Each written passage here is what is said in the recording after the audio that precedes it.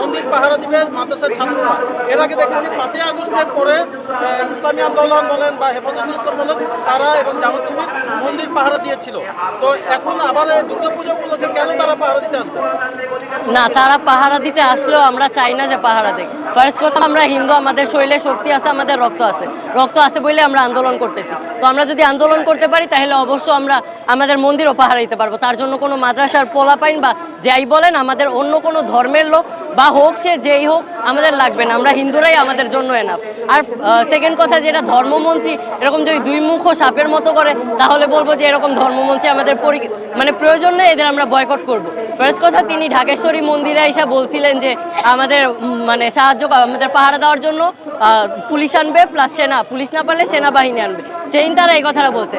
তারপর আবার তিনি প্রচার করলো আলাদাভাবে যে মাদ্রাসার ছাত্ররা আমাদেরকে মানে করতে রাজি। তো এখানে আরো একটা কথা তুলতে যাই, মাদ্রাসার ছাত্ররা এখন বর্তমানে যে পরিস্থিতিটা বাংলাদেশের, যে মাজার ভাঙা হইতেছে, এটা ওদের কাছে শিরক। তো আমরাও তো শিরকি করতেছি ওদের কথায়। তো সেখানে আমাদের তো পাহারা দেওয়ার কিছুই নেই। তারা যদি মাঝারি ভাঙতে পারে তাহলে আমাদের মন্দিরও ভাঙতে পারবে। তাই আমরা চাই না আমাদের কেউ পাহারা দেখ, আমরা নিজেরাই নিজেদের পাহারা দেবো। আমাদের পাহারা দেওয়ার জন্য অন্য কাউকে লাগবে না, হলে আমরা নিজেরাই নিজেদের পাহারা দেবো। সরকারের বিষয়টা বাদ দিয়ে এবার যদি আমরা বলি যে বৈষম্যবিরোধী ছাত্র আন্দোলনের সমন্বয়করা যদি বলে আমরা আপনাদের মন্দির পাহারা দিব, সেক্ষেত্রে আপনি কি রাজি হবেন? এটা যেহেতু একটা ধর্মীয় স্থান, অবশ্যই আমরা অন্য কোনো ধর্মের লোক কাউকে ঢুকতে দেব না। যেহেতু যেমন বলাই যাক যে মসজিদে যদি এখন কোনো একটা ইমাম নামাজ পড়ে, তখন তো হুটহাট কোনো হিন্দু ঢুকতে পারবে না, মানে ঢোকাটা উচিত না। তো তেমনভাবে আমি মনে করি যে সার্বিক দৃষ্টিকোণ থেকেই কোনো অন্য ধর্মের লোককে ঢোকাটা উচিত না।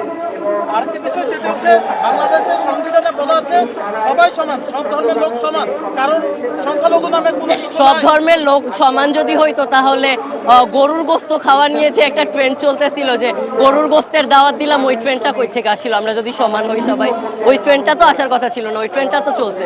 তারপরে বৈষম্য ভাই থাকে, যত যাই বলেন, বৈষম্য বিরোধী আন্দোলন করার পরেও ধর্ম যেহেতু দুইটা আলাদা, বৈষম্য থাকবে। আমরা এক হয়ে থাকবো, এটা ঠিক, কিন্তু অমনভাবে বলতে গেলে ওপর দিয়ে বইলে এক, নিচ দিয়ে আরেক, ওইটা হয় না।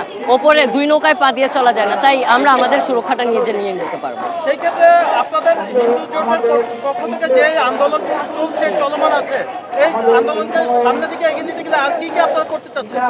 আমরা এই আন্দোলন আমাদের এক কথা, আমাদের দাবি মানতে হবে, এবং দাবি যদি না মানা হয় আমরা রক্ত দিতে রাজি, আমরা জীবন দিতে রাজি, কথা শেষ।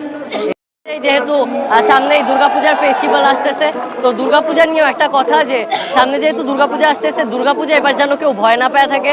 দুর্গাপূজা এবার হবে বাংলাদেশে সবচেয়ে বড় কোনো যদি দুর্গাপূজা হয় সেটা এই বছর হবে, এবং এই বছরের দুর্গাপূজায় মা দুর্গার হাতে সব থাকবে, কোনো নকল অস্ত্র থাকবে না, সব আসল অস্ত্র থাকবে। যাতে মন্দিরে কেউ ধ্বংস করতে আসলে, মন্দিরে কেউ হত্যাকাণ্ড চালাতে আসলে, মন্দিরে কেউ নিপীড়ন চালাতে আসলে, তাকে যেন সেখানেই মা দুর্গার অস্ত্র দিয়ে মেরে ফেলা যায়, তাকে যেন সেখানেই দমে দেওয়া যায়। এবার আমরা সুন্দরভাবে দুর্গাপূজা পালন করব, কেউ ভয় পাবেন না।